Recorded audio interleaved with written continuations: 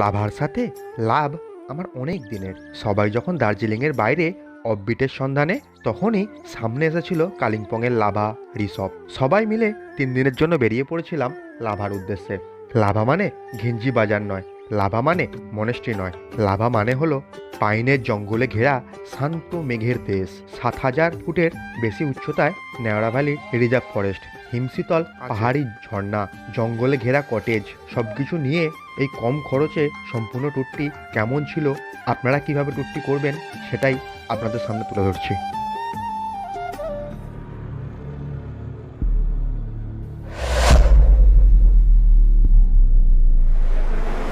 নমস্কার বন্ধু, প্রতিবারের ন্যায় আবার হাজির হয়েছি আমরা। আমাদের এবারের গন্তব্য লাভা রিসর্ট, লেলেগাঁও, ছাঙ্গু ফলস সবগুলো থাকছে। তো আমরা উপস্থিত হয়েছি শিয়ালদা স্টেশনে। শিয়ালদা স্টেশনে আমাদের কাঞ্চনকোনা এক্সপ্রেস 8টা 35-এ ছাড়বে। তো এই ট্রেনটা আমরা আপাতত ধরবো। কালকে এটা নিউ মাল জংশনে গিয়ে পৌঁছাবে সকাল 9:30টায়। 9:30 নির্ধারিত সময়। এই যে ট্রেন দাঁড়িয়ে আছে, আমরা ট্রেনে উঠবো। ট্রেনটি একদম নির্ধারিত সময়ে শিয়ালদা থেকে ছেড়েছে, অর্থাৎ 8টা 35-এ। এখন তার পরবর্তী স্টেশন বিধাননগর স্টপেজের পর আমরা এগিয়ে চলেছি। দক্ষিণেশ্বর হয়ে ট্রেনটি কামারকুণ্ডু হয়ে, অর্থাৎ কললাইন হয়ে বেরিয়ে যাবে, হয়ে বর্ধমান। গুড মর্নিং বন্ধুরা। তো ট্রেনটি ওভারঅল 20 মিনিটের মতো লেট আছে। এর আগে হামসাফার এক্সপ্রেস যাচ্ছে। তো ওই হামসাফার এক্সপ্রেসের জন্য ট্রেনটা একটু লেটে চলছে। তো আশা করছি টাইমটা কভার হয়ে যাবে। আমাদের মাল জংশনে নামা উচিত 9:30টায়। দেখা যাক কখন আমরা গিয়ে ঢুকতে পারি।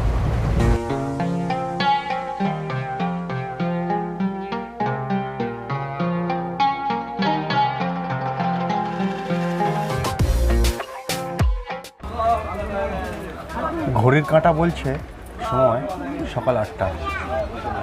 এখন আমরা এসে উপস্থিত হয়েছি বাগডোগরা স্টেশনে। এরপর চাই চলুন মাল জংশন।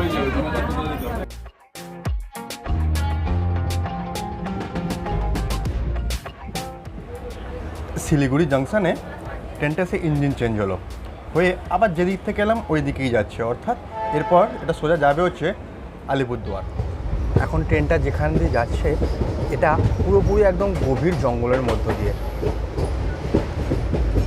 শিলিগুড়ি পার হয়ে গুলমা স্টেশনের পরে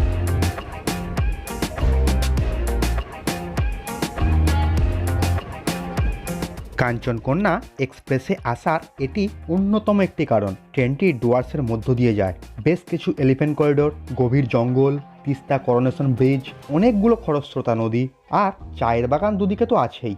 এই সমস্ত কিছু পাওয়া যায় এই রোডে। যাই হোক, সব কিছু নিয়ে মাল জংশন পর্যন্ত জার্নিটা কিন্তু বেশ উপভোগ্য, যা অন্য পথে এলে পেতামই না। আর একটা গুরুত্বপূর্ণ তথ্য দিয়েই রাখি, অনেক টুরিস্টদের দেখলাম শিলিগুড়ি নামতে, কিন্তু নিউ মাল জংশন হলো ডুয়ার্সের সবথেকে কাছের রেল স্টেশন। আমার সাজেশন থাকবে, যদি গন্তব্য ডুয়ার্স হয় বা কালিম্পং জেলার কাছাকাছির কোনো জায়গাগুলোই হয়, যেমন লাভা রিসর্ট ইত্যাদি, তো আপনারা অবশ্যই নিউ মাল জংশন স্টেশনকে বেছে নিন। এতে খরচা কমবে, জার্নি টাইম ও কমে যাবে, আর রাস্তাটা অবশ্যই উপভোগ্য।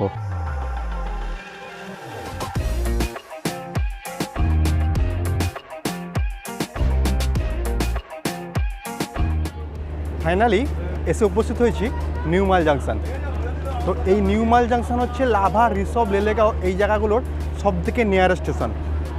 আর কেন এনজিপি নয় এটা আমি পরে ব্যাখ্যা বলবো। তো আপাতত এখান থেকে আমরা গাড়ি বুক করে লাভার উদ্দেশ্যে রওনা দেবো। টাইমিংটা দেখে নিন, একদম পারফেক্ট টাইমে ট্রেনটা ঢুকিয়েছে। যদিও ট্রেনটা 20 মিনিট লেটে আসছিল। স্টেশন থেকে বাইরে বের হয়ে সামনে অনেক গাড়ি পাবেন। যেটা দেখছি এখান থেকে লাভা প্রতিটা গাড়ির মোটামুটি প্রাইস হচ্ছে, মানে ভাড়া 3000। তো আমরা যে গাড়িটা বুক করেছি সেটা 2500 টাকা ভাড়া বলেছে। এটা বাইরে থেকে আগে থেকে নাম্বার জোগাড় করে বুক করা ছিল। আমার নাম দীপক সরকার, আমি মালবাজারে থাকি এবং এটা হলো আমার গাড়ি। আমাদের এই ডুয়ার্সের ট্যুরগুলো করি। তাতে আপনাদের যদি কন্ট্যাক্ট লাগে তো এই কন্ট্যাক্ট নম্বরে করবেন। নাম্বারটা বলুন। 9474589157। আমার নাম দীপক সরকার, এটাই হোয়াটসঅ্যাপ নম্বর। এটাই হোয়াটসঅ্যাপ নাম্বার। 8 সিটার। 8 সিটে। আর যদি কি এর থেকে বেশি সিট লাগে হয় না? যা গাড়ি লাগে সেই দিয়ে আছে। এগুলো যেমন 2500 টাকা আছে লাভা যেতে হলে, ছোট গাড়ি নিতে হলে 2000 টাকা আছে নর্মাল। মালবাজার বাস স্ট্যান্ডে একটি দোকান থেকে কচুরি খেয়ে নিয়েছিলাম। দোকানের বোর্ডে লেখাই ছিল নিরামিষ, আর দাম 3টে কচুরি 20 টাকা, এই ছিল রেট। একটা কথা বলতে চাই, গুরুত্বপূর্ণ কথা, মন দিয়ে শুনবেন। আপনারা অবশ্যই লাভা রিসর্ট বা এদিকে আসতে হলে নিউ মাল জাংশনে টিকিট কাটুন। কারণ আপনারা যদি এনজিপি নামেন তাহলে এনজিপি থেকে লাভার গাড়ি ভাড়া মিনিমাম 4000 টাকা নেবে। সেক্ষেত্রে এখান থেকে 2500 টাকা থেকে 3000 টাকায় গাড়ি পেয়ে যাচ্ছেন। প্লাস হচ্ছে আপনার এনজিপি থেকে লাভার দূরত্ব প্রায় 100 কিলোমিটারের বেশি, সেটা এখান থেকে 55 কিলোমিটারে আপনার হয়ে যাচ্ছে লাভা।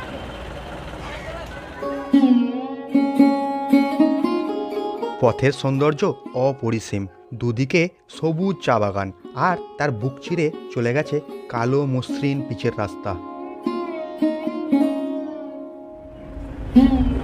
নিউ মাল জাংশন থেকে আমরা ডামডিম হয়ে চলেছি লাভার দিকে, গরুবাথান হয়ে ঢুকবো। আমরা গরুবাথান পার হয়ে এসেছি, আর সমতলে নেই, এখন পাহাড়ে উঠে গেছি। চারিদিকের দৃশ্য অন্তত সেই কথাই বলছে। আমাদের পাশ দিয়ে এক সাইডে বয়ে চলেছে একটি পাহাড়ি ঝোড়া, অর্থাৎ নদী, যার নাম চেল নদী। সামনে আছে পাপড়ি খেতি বলে একটি জায়গা, যেখানে চেল নদীর বীজের উপর দিয়ে যাব, আর ওখানে একটি ছোট ঝর্ণা আছে, তাই একটু দাঁড়িয়ে দেখব জায়গাটা কেমন।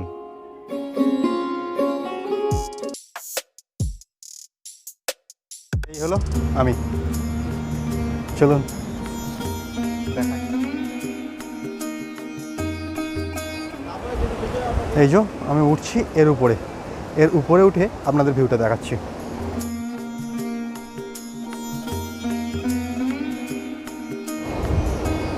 ছোট্ট একটি মন্দির,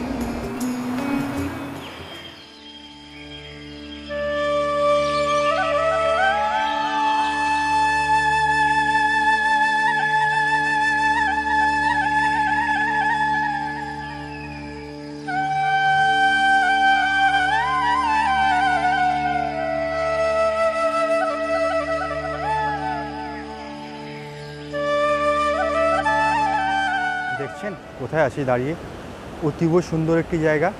এটা গরুবাথান হয়ে লাভা যাওয়ার পথে, অর্থাৎ চেল নদী যেখান থেকে পাহাড় থেকে নামছে ওখান।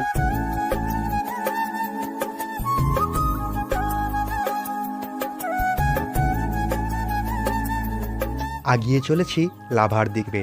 এখান থেকে লাভা আর 20 কিলোমিটার মতো রাস্তা বাকি। রাস্তার দুদিকে উঁচু উঁচু পাইনের সারি, যা এই রাস্তার রূপ একদম অন্যরকম করে তোলে। আর এই সুন্দরের টানেই বারবার আমরা পাহাড়ে আসি।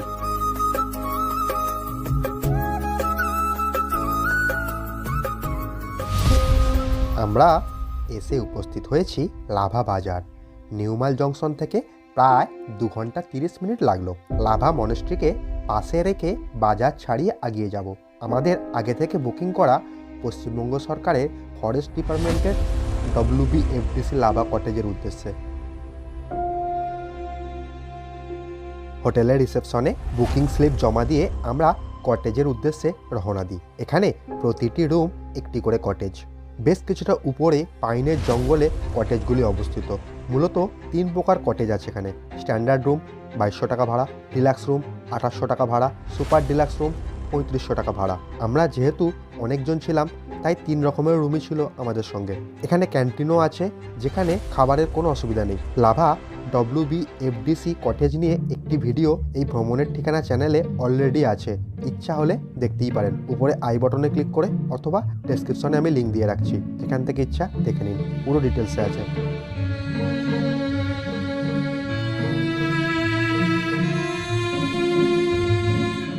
প্রতিটা কটেজের ওয়াশরুমে গিজারের সুবিধা আছে, তাই গরম জলের কোনো অভাব নেই। আমরা স্নান সেরে ফ্রেশ হয়ে নিয়েছিলাম এবং ক্যান্টিনে যাই লাঞ্চ অর্থাৎ মধ্যাহ্নভোজের উদ্দেশ্যে। এখানে একটি গুরুত্বপূর্ণ তথ্য দিয়ে রাখি, যে এখানে খাবার খেতে হলে সকাল 9টা বা 10টা এর মধ্যে যে কোনো সময় ফোন করে অর্ডার দিয়ে দেবেন। এখানে খাবার প্লেট হিসাবে, এক্সট্রা যা নেবেন টাকা দিতে হবে। খাবার কোয়ালিটি মোটামুটি, রেট চার্ট ও মেনু তুলে ধরলাম আপনাদের সুবিধার্থে। লাভার একটি বিখ্যাত স্পট লাভা মনেস্ট্রি, অতি প্রাচীন একটি মনেস্ট্রি। আমরা এখন চলেছি মনেস্ট্রি দর্শনে, যেটা এখান থেকে পায়ে হেঁটে সম্ভব, একদম সামনে এখান থেকে দেখা যায়। এখান থেকে এই লাভা মনেস্ট্রিটা পরিষ্কার দেখা যায়। এই যে এই যেটি লাল রঙের দেখছেন, এটি লাভা মনেস্ট্রি। লাভা বাজার পার হয়ে নিচে অবস্থিত এই মনেস্ট্রিটি। বেশ কয়েকশো মিটার নিচে নামতে হলো। নামার সময় কিছু মনে হয়নি, কিন্তু ফেরার সময় তো উপরে উঠতে হবে। তো একটা কথা বলি, যদি বয়স্ক মানুষ সাথে থাকে তাহলে কোলাখাম যাওয়ার সময় বা ছাঙ্গে ফলস যাওয়ার সময় গাড়ি থামিয়ে মনেস্ট্রি ঘুরে নিন। একদম দুপুর ও সন্ধ্যার পর মনেস্ট্রিটি বন্ধ থাকে, তাই সময়টা মাথায় রেখে সাইড সিনিংয়ে যখন বেরোবেন তখন এটা ঘুরে নিতে পারেন। লাভা মনেস্ট্রি অতি প্রাচীন মনেস্ট্রি। তো সবটা ঘুরিয়ে দেখাচ্ছি, সঙ্গে থাকুন, দেখুন।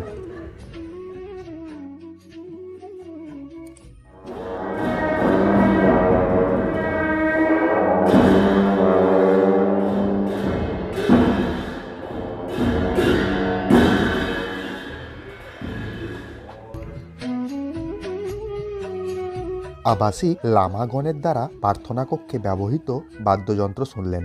এই শব্দের সঙ্গে পরিচিত না থাকলে হঠাৎ যদি শোনেন বেশ ভয় লাগে। কিন্তু এই সুপ্রাচীন লাভা মনেস্ট্রিতে একাধিক ভিউ পয়েন্ট আছে। তো আমার অনুরোধ থাকবে, আপনারা যখন এই মনেস্ট্রি ঘুরবেন বা দেখবেন, বিভিন্ন ভিউ পয়েন্টে আসুন। প্রতিটা ভিউ পয়েন্ট থেকেই আপনাদের মন ভরিয়ে দেবার মতো যথেষ্ট ভিউ আছে। এটা লাভা মনেস্ট্রির একটা সাইডে, এখান থেকে এই অংশের দৃশ্যটা দেখুন, জাস্ট মনকে ছুঁয়ে যাবে।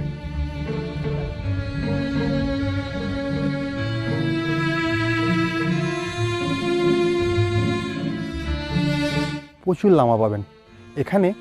110টারও বেশি লামা আবাসিকভাবে বসবাস করে, অর্থাৎ খুব বড় একটা মনেস্ট্রি। মেঘের দেশে ঘুরছি এ নিয়ে কোনো সন্দেহ নেই। হয়তো ক্যামেরায় ভালো বুঝতে পারছেন না, কিন্তু যদি বুঝতে পারতেন বা বোঝাতে পারতাম আরও ভালো লাগতো। আমার পুরো এলাকাটা মেঘাচ্ছন্ন, অর্থাৎ আমাদের গায়ের চারিপাশে মেঘে ভর্তি। না চাইলেও এই মেঘগুলো আমাদের টাচ করে যাচ্ছে। অপরূপ তার ছোঁয়া, শীতল স্পর্শ। মনেস্ট্রি ঘুরে এবার আমরা ফেরার রাস্তা ধরলাম। আমাদের ছোট্ট সদস্য মেঘগুলোকে ধরে বন্দি করার চেষ্টা করছে। যাই হোক, পাহাড়ে সন্ধ্যার পর করণীয় বিশেষ কিছু থাকে না, লোকাল বাজারে ঘুরে বেড়ানো অথবা নিজের আড্ডা দেওয়া, এই কাজ। যাই হোক, এবার কাল দেখা হবে। আজকের মতো শুভরাত্রি। Good morning friend. আজকে দ্বিতীয় দিনের সকাল করেছি। এখন আমরা প্রথম যাব হচ্ছে রিসপ থেকে। রিসপের দূরত্ব 8 কিলোমিটার, একটু বেশি। অ্যাসোসিয়েশনের ফেয়ার চার্ট আছে, সবটা তুলে ধরবো আপনাদের সামনে। আর গাড়ি ভাড়া নেবে হচ্ছে 8 সিটার গাড়ির জন্য আপ অ্যান্ড ডাউন 1200 টাকা। তো চলুন এবার রওনা হই। রিসপ যাব, তারপর যাব হচ্ছে ছাঙ্গে ফলস। ছাঙ্গে ফলস মানে অবশ্যই রাস্তায় পড়বে আমার হচ্ছে কোলাখাম হয়ে ছাঙ্গে ফলস।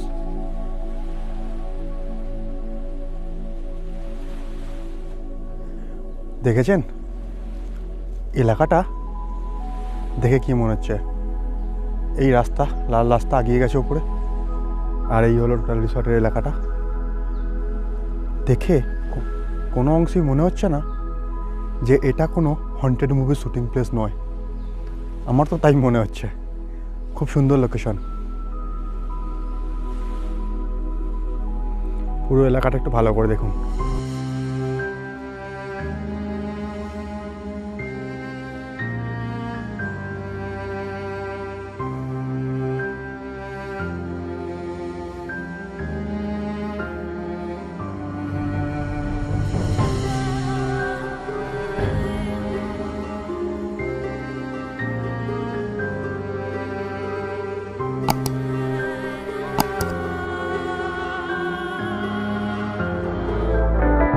এখানে কিন্তু গাড়ি আপনাকে অ্যাসোসিয়েশন থেকেই নিতে হবে। অ্যাসোসিয়েশনের ফোন নাম্বার ভাড়ার চার্টের নিচে আছে, যা আমি আগেই পোস্ট করেছি।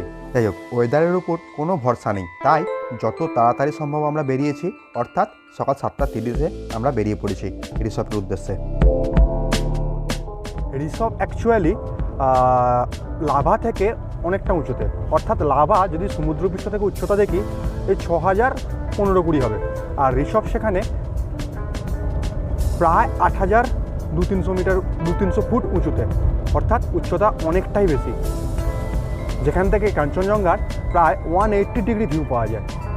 দেখা যাক ভাগ্যে কী আছে, তবে আকাশ কিন্তু পরিষ্কার। এই জায়গাটা হচ্ছে 6 মাইল, এটা হচ্ছে 6 মাইল। 6 মাইল থেকে আমরা ঋষভ যাওয়ার জন্য উপরে উঠে যাচ্ছি। আমরা এসে উপস্থিত হয়েছি ঋষভ। সামনে দেখতে পাচ্ছেন হিমালয়ান হাট হোমস্টে। এখানে হোমস্টের পরিমাণ অনেক বেশি। এখানে সাইট সিইং করার মতো তেমন কিছু নেই, তবে কাঞ্চনজঙ্ঘার ভিউ কিন্তু দুর্দান্ত যদি আকাশ পরিষ্কার থাকে। যাই হোক, চলুন আগে কাঞ্চনজঙ্ঘা দেখি, তারপর অন্য কথা। এই সামনের পাহাড়টা পেদং, এরপর এই পাহাড়টা পার হয়ে যেটা দেখতে পাবো পুরো এলাকাটা সিকিমের মধ্যে পড়ে। আর ওই দূরে দেখা যাচ্ছে ছোট্ট করে কাঞ্চনজঙ্ঘা। এই যে কাঞ্চনজঙ্ঘা।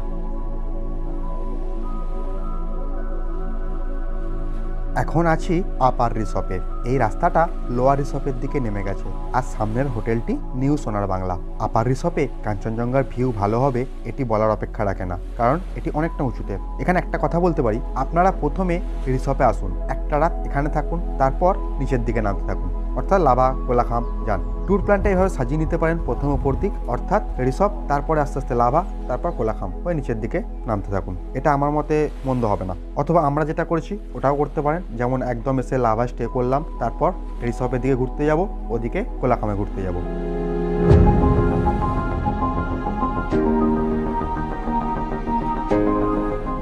দাঁড়িয়ে আছি একদম হোটেল নিউ সোনার বাংলার যেটি রিসপে অবস্থিত, এই হোটেলের সামনে রিসেপশনে। আমি চেষ্টা করব এখানে রিসেপশনে কথা বলার।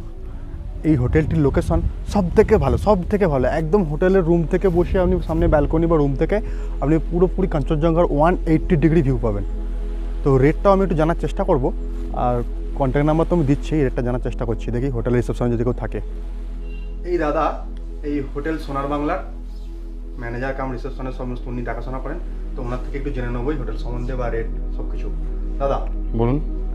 তো এই হোটেলের একটু রেট একটু বলুন প্রথমে। এখানে হোটেল হচ্ছে যেটা প্যাকেজ সিস্টেম আছে, যদি প্যাকেজ সিস্টেম করেন পার হেড 1200 করে পড়বে, ঠিক আছে। আর যদি এমনি রুম যেটা লজিং নিয়ে, হ্যাঁ ফুডিং লজিং নিয়ে পার হেড। এটা সিজন অফ সিজন কি এইটাই রেট? না, এটা হচ্ছে অফ সিজনের রেট। সিজনের রেট হচ্ছে 1400 করে। শুধু লজিং যদি করেন, যদি ডবল বেড নেন, ঠিক আছে, অফ সিজনের 1300-1400 করে পেয়ে যাবেন, ঠিক আছে। আর যদি সিজন টাইমে করেন, ডবল বেড হচ্ছে 1800 আর 4 বেড হচ্ছে 2200 করে। এই ভাইয়ের বক্তব্য অনুযায়ী আপনি বললে এরা স্টেশনে গাড়ি পাঠিয়ে দেবে। এখানে অক্সিজেন বলতে মূলত বর্ষাকাল, আর জানুয়ারি ফেব্রুয়ারি এই মাসে ট্যুরিস্ট কম আসে।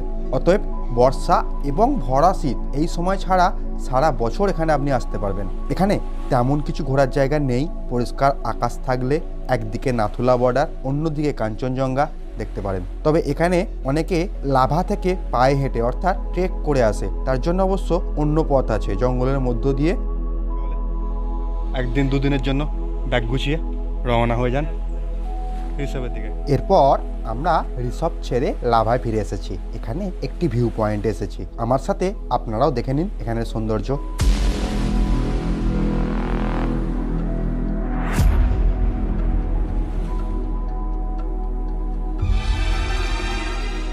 হাই ফ্রেন্ড, এখন দাঁড়িয়ে আছি লাভার একটি ভিউ পয়েন্টে, যেখানে লেখা আছে আই লাভ লাভা। এই যে ভিউ পয়েন্টে দাঁড়িয়ে আছি, এই ভিউ পয়েন্টটার জাস্ট উপরে আছে কিছু বড় বড় পাইনের জঙ্গল।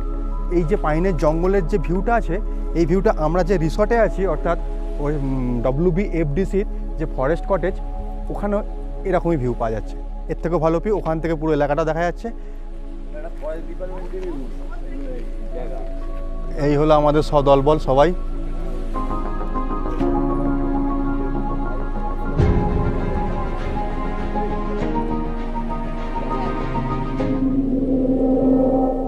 লাভা বাজারে একটি দোকানে মোমো খাচ্ছি। দোকানটার নাম রোশনি মোমো বাজারি। তো খেয়ে দেখি কেমন করেছে।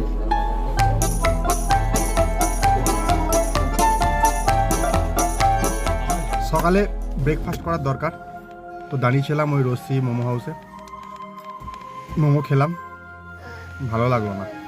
চিকেন মোমো, শুধু পেঁয়াজ, তবে চাউমিনটা ভালো করেছিল, টেস্ট করতে পারেন। চলুন এবার যাব নেওড়া ভ্যালি রিজার্ভ ফরেস্ট হয়ে কোলাখাম সাঙ্গে ফলস। লাভা মনেস্ট্রি পার হয়ে সামনেই নেওড়া ভ্যালি রিজার্ভ ফরেস্টের গেট পার হয়ে আমরা ফরেস্টে প্রবেশ করেছি। বাম দিকে বেশ উপরে মনেস্ট্রি চোখে পড়ল, বুঝলাম বেশ অনেকটা নিচে নেমে এসেছি। পুরো একদম যাচ্ছি নেওড়া ভ্যালি রিজার্ভ ফরেস্টের মধ্য দিয়ে, গহীন জঙ্গল। আর আমার সঙ্গে আছেন এই ড্রাইভার দাদা, এই দাদা পুরো গাইড করছেন, খুব ভালো ইনি খুব বাংলাও জানেন। আপনারা যখন আসবেন পারলে যদি এনারকে অ্যাভেল করতে পারেন তো খুব ভালো হয়, উনি যথেষ্ট ভালো বাংলা বোঝেন, কোনো অসুবিধা হওয়ার কথা না। আপনার নাম बता दीजिए। मेरा नाम रोशन गुरुंग है। मेरा मोबाइल नंबर है आपका 8670979837। দাদার গাড়ি এটা 8 সিটের গাড়ি, 8 সিটের গাড়ি। এরকম ভাবার কোনো কারণ নেই যে রেট কীরকম হবে, কম হবে কি বেশি হবে।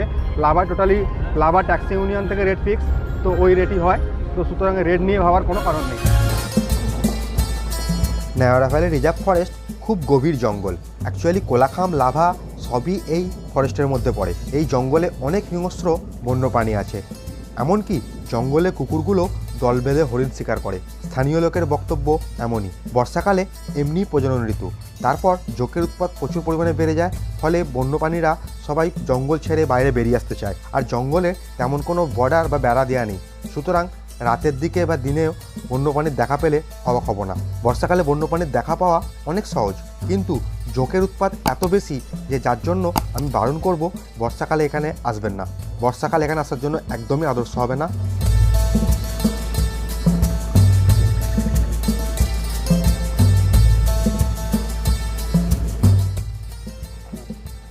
কোলাখাম যাওয়ার পথে এক জায়গায় দাঁড়িয়েছি, তো এখান থেকে পুরো এলাকাটা খুব সুন্দরভাবে দেখা যাচ্ছে। তো আমি সবটা আপনাদের দেখিয়ে দিচ্ছি কোথায় যাব আর পুরো এলাকাটা দেখুন। এই যে নিচের রাস্তাটা দেখছেন, এটি কোলাখাম যাওয়ার রাস্তা, আমরা এদিকেই যাব। আর এখান থেকে যদি একটু উপরে উঠি, ভালো করে দেখুন, দেখুন উপরে দেখা যাচ্ছে লাভা মনেস্ট্রিটা, লাভা মনেস্ট্রিটা। আমরা ওখান থেকে আসছি, আরও যাবো নিচে কোলাখামে। আর পাহাড়ের গ্রামে, পাহাড়ের বুকে ছোট ছোট বাড়িগুলো দেখুন, ছবির থেকে কম সুন্দর নয়। এইমাত্র দেখলেন মেঘ, আবার সঙ্গে সঙ্গে কিছু 10 মিনিটের মধ্যে মেঘ ক্লিয়ার হয়ে রোদ্দুর বেরিয়ে যায়। অর্থাৎ পুরোপুরি মেঘের দেশ লাভা, একদম মেঘের দেশই, এটা হলো লাভার বৈশিষ্ট্য। তো আমরা এখন চলেছি কোলাখামের পথে। কোলাখামে গিয়ে গ্রামটা একটু দেখবো, তারপর সবটা দেখা হবে। কোলাখাম হয়ে সাঙ্গে পথে।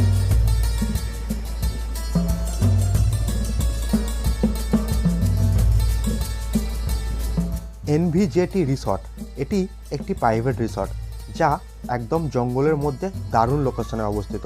এই রিসর্টটিকে ডান দিকে রেখে আমরা কোলাখামে ঢুকেছি। কোলাখাম একটি ছোট্ট গ্রাম, এখানে বেশ কিছু হোমস্টে আছে, প্রচুর পর্যটকও এখানে আসেন। যদি আকাশ মেঘমুক্ত থাকে, সম্পূর্ণ কাঞ্চনজঙ্ঘা রেঞ্জ ও সিকিম এখান থেকে দেখা যায়। আমরা এখন কোলাখাম ক্রস করে চলেছি। এখান থেকে ছাঙ্গে প্রায় 4.5 কিলোমিটার রাস্তা। ছাঙ্গে ফলসের সামনে দাঁড়িয়ে আছে, প্রচুর গাড়ি আছে।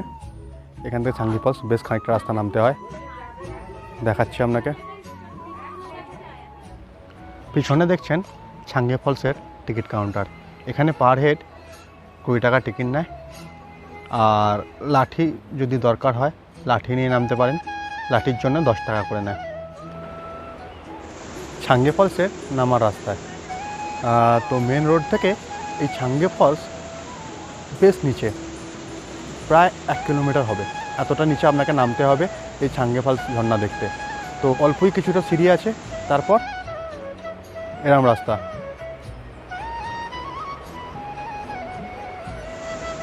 বয়স্ক লোকেদের পক্ষে একদমই ভালো হবে না, হাঁটুর সমস্যা আছে, আমি বলবো না নামাই ভালো। ছাঙ্গে ফলস ঘুরে আমরা ফিরে আসি লাভা বাজারে। এটি ওয়াটার রিজার্ভার, এখান থেকেই ওয়াটার সাপ্লাই হয় এই এলাকায়। যাই হোক, বিকালটা আমরা লাভা বাজার ঘুরে কাটিয়ে দিই। সুপ্রভাত। আজ তৃতীয় দিনের সকাল থেকেই আকাশের মুখ ভার, বৃষ্টি হবে মনে হচ্ছে। গতকাল আমরা রিসর্ট কোলাখাম চাঙ্গি ফলস ঘুরে এসেছি। এই রিসর্ট থেকেই কাঞ্চনজঙ্ঘা সহ সমস্ত এলাকাটা দেখা যায়। তাই এই WBFDC রিসর্ট একটি আলাদা সাইট সিনিংয়ের স্পট হিসাবে অনায়াসে গণ্য হয়। যেহেতু এই রিসর্ট নিয়ে অলরেডি একটি ভিডিও আমি বানিয়েছি, তাই এইগুলো এখন অ্যাভয়েড করে গেলাম।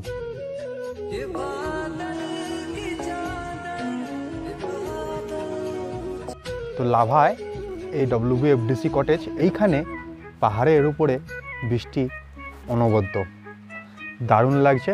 তবে একটা দুঃখের ব্যাপার, বৃষ্টির জন্য আজকে বাইরে সাইড সিনে বেরোতে পারলাম না। বৃষ্টি হয়েই যাচ্ছে সকাল থেকে। তো বৃষ্টিতে কেমন লাগে, এই পুরো পাহাড়ের রেঞ্জটা কেমন লাগে আমি আপনাদের দেখাই, দেখুন একবার আমার সঙ্গে থেকে।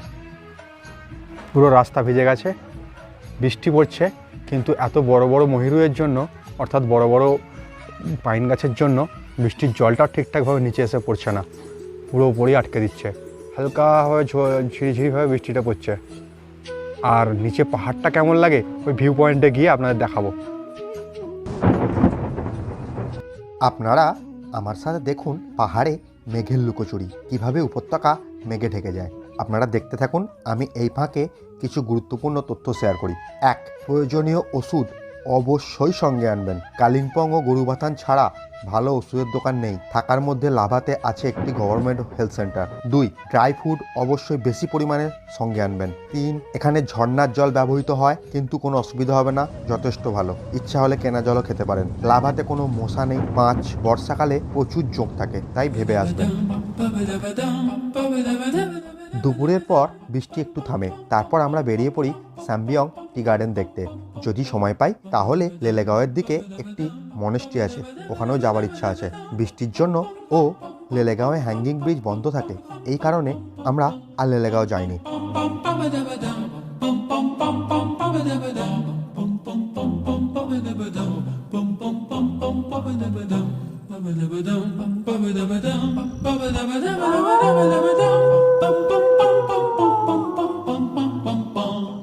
আমি দাঁড়িয়ে আছি সাম্বিয়ং টি গার্ডেনে। এটি লাভা থেকে খুব বেশি দূরে নয়, আসতে 10 থেকে 15 মিনিট লাগে। তো একটি সাইট সিন হিসাবে এখানে আসতেই পারেন। আর সকালে আমি বলেছিলাম বৃষ্টির জন্য বেরোতে পারছি না, তো বিকালে বেরিয়েছি, তো অগত্যা সময় কম, এই মনে এখানে এসেছি সাম্বিয়ং টি গার্ডেন। তো আমি এখানে যেটা উপলব্ধি করি, সানসেট খুব সুন্দর লাগে। তো আপনারা যদি মেঘমুক্ত আকাশ থেকে এরকম দিনে আসেন তাহলে অবশ্যই এখান থেকে সানসেট দেখতে ভুলবেন না। সানসেট এখান থেকে অপরিসীম লাগে।